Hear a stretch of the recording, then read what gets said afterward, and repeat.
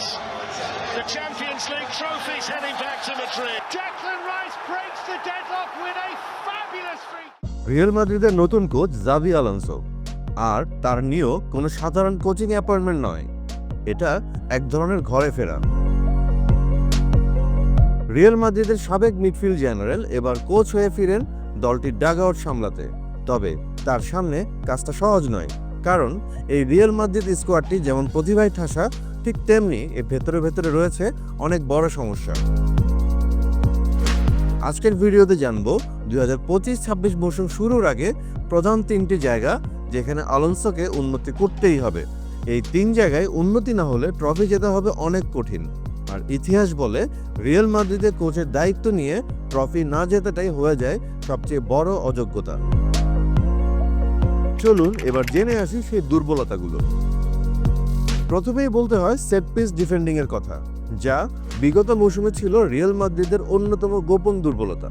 গত মৌসুমে Real Madrid যত গোল হজম করেছে তার একটা বড় অংশ এসেছে কর্নার আর ইনডাইরেক্ট ফ্রি কিক থেকে। শুধু গতি বা স্কিল দিয়ে ম্যাচ জেতা যায় না, ডিফেন্স ঠিকঠাক না থাকলে একটা সেট পিসেই ম্যাচ উল্টে যেতে পারে। পরিসংখ্যান বলছে গত মৌসুমে চ্যাম্পিয়ন্স লিগ ও লা লিগায় রিয়াল মাদ্রিদ বারবার ধরা খেয়েছে ডেড বল সিচুয়েশন থেকে। অনেক সময় দেখা গেছে বিপক্ষের খেলোয়াড় একেবারে ফাঁকা, কেউ মার্কিং করছে না, কেউ বক্সের বাইরে বলও ক্লিয়ার করছে না। এই জায়গায় জাভি আলোনসোর সংগঠিত ডিফেন্সিং দর্শন কাজে লাগাতে হবে। বায়ার লিভারকুসেনে তার দল ছিল দুর্দান্ত একটা স্ট্রাকচারে, প্রতিটা সেট পিসে ছিল আলাদা দায়িত্ব, আলাদা রুটিন। তাই রিয়াল মাদ্রিদেও লাগবে মার্কিং অ্যাসাইনমেন্ট, রিঅ্যাকশন টাইম এবং সেকেন্ড বলের জন্য প্রিপারেশন। এই ছোট ছোট ভুলগুলোর মাসুল না দিতে হলে এখনই পরিবর্তন আনতে হবে জাভি আলোনসোকে। রিয়াল মাদ্রিদে ভিনিসিয়াস এমবাপ্পেকে বলা হচ্ছিল স্বপ্নের জুটি, কিন্তু বাস্তবে আসলে তা কতটা? আর এখানেই রিয়াল মাদ্রিদের দ্বিতীয় দুর্বলতা, যা কাটাতে হবে আলোনসোকে। 2024-25 মৌসুমে 3400 মিনিট একসাথে খেলেছেন ভিনিসিয়াস জুনিয়র এবং কিলিয়ান এমবাপ্পে, তবুও তাদের মধ্যে বোঝাপড়ার অভাব ছিল চোখে পড়ার মতো। পরিসংখ্যান বলছে ভিনিসিয়াসের মাত্র 15% পাস গেছে এমবাপ্পের দিকে, আর এমবাপ্পের পাস ভিনির কাছে গেছে মাত্র 13%। এটা কি তবে স্বপ্নের জুটি, নাকি দুজনই খেলছেন আলাদা ম্যাচ?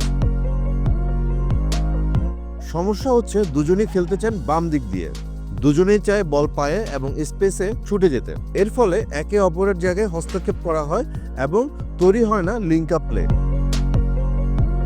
এখানেই আলোনসোর ট্যাকটিক্যাল ব্রিলিয়ান্স জরুরি, আর এর জন্য তাকে তিনটা কাজ করতেই হবে। প্রথমত পজিশনাল রোটেশন, 1-2 পাসিং এবং তাদের দুইজনের রোল ডিফাইন করা। এই উপায়ে দুজনকে মানিয়ে নিতে হবে একে অপরের সঙ্গে, আর সেটা হলেই দলের জন্য মঙ্গল। কারণ 44 গোল করে এমবাপ্পে ইতিমধ্যে একজন গোল মেশিন, আবার অন্যদিকে 19 অ্যাসিস্টে ভিনিসিয়াস জুনিয়র হয়ে আছেন অ্যাসিস্ট কিং। যদি একে অপরের সাথে সমন্বয় করতে পারে তাহলে ইউরোপ কাঁপাবে এই ডুও।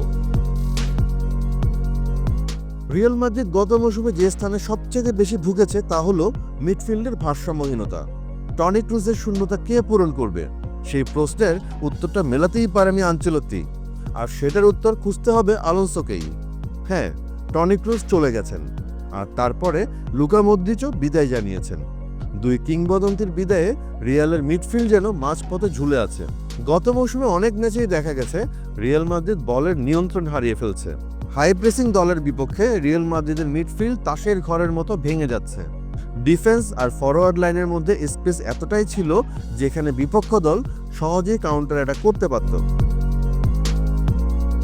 আর তাই জাভি আলোনসোর দায়িত্ব এখন একটা গুছানো মিডফিল্ড ইউনিট তৈরি করা, যারা বল হোল্ড করতে পারবে, পজিশনাল ডিফেন্স দিতে পারবে এবং ফরওয়ার্ডদের বল সরবরাহ করতে পারবে। Camavinga, Tchouameni, Valverde, Jude Bellingham সবারই প্রতিভা আছে, কিন্তু সঠিক স্ট্রাকচার ছাড়া তারা আসলে নিজেদের মেলে ধরতে পারছেন না।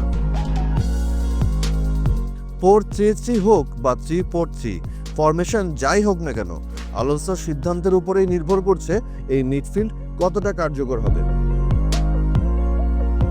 রিয়াল মাদ্রিদের ভক্তদের প্রত্যাশা সবসময় আকাশ ছোঁয়া, আর আলোনসোর কাঁধে এখন সেই প্রত্যাশার ওজন। Set piece defence, Vinicius Mbappe বোঝাপড়া আর মিডফিল্ডের নিয়ন্ত্রণ, এই 3 জায়গায় উন্নতি আনতে পারলেই রিয়াল মাদ্রিদ আবার ট্রফির পথে এগোবে নিশ্চিতভাবে। আপনার মতামত কি? আলোনসো কি সফল হবেন এই চ্যালেঞ্জগুলো পার করতে? কমেন্টে জানাতে ভুলবেন না। ভিডিও ভালো লাগলে লাইক দিন, ফুটবল প্রেমী বন্ধুর সঙ্গে শেয়ার করুন, আর বাংলা ফ্লো ইউটিউব চ্যানেলটি সাবস্ক্রাইব করে পাশে থাকুন আরও এমন ফুটবল অ্যানালাইসিসের জন্য। একই সঙ্গে যুক্ত হতে পারেন বাংলা ফ্লোর ফেসবুক, ইনস্টাগ্রাম ও টিকটকেও।